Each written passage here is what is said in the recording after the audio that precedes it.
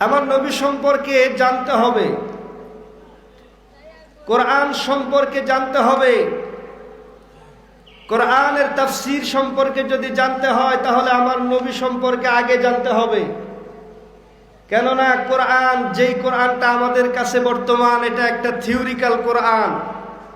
আর এই কোরআনটাকে প্র্যাকটিক্যালে যিনি দুনিয়ার মধ্যে রূপ দান করেছেন, প্র্যাকটিক্যালে যিনি করে দেখিয়েছেন, কোরআনের হুবহু আমল এই দুনিয়ার মধ্যে যিনি প্রতিষ্ঠিত করেছেন, তিনি হলেন নবী মুহাম্মদুর রাসূলুল্লাহ।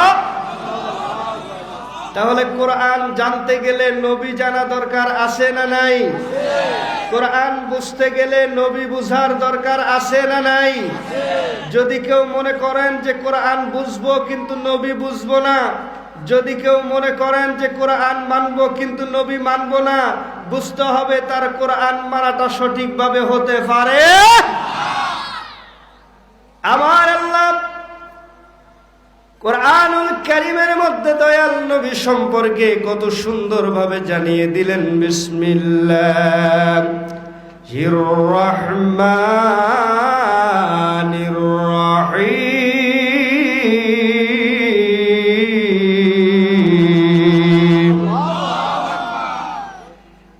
লাকাদ কানা লাকুম ফি রাসূলিল্লাহি উসওয়াতুল হাসানাহ।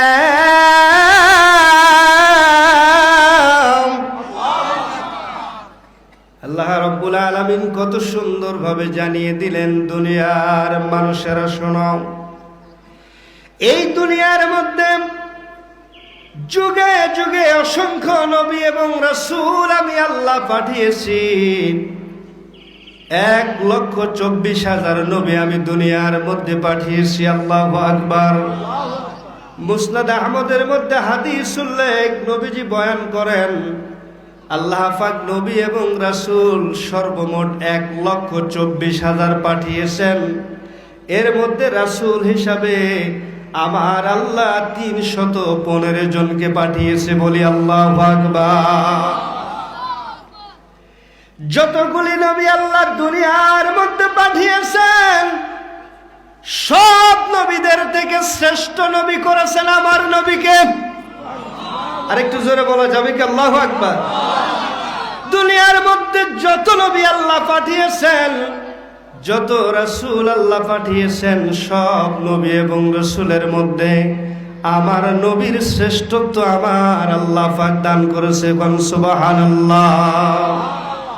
এই বিশ্বজাহান ঘুরেও যার জোড়া হবে না,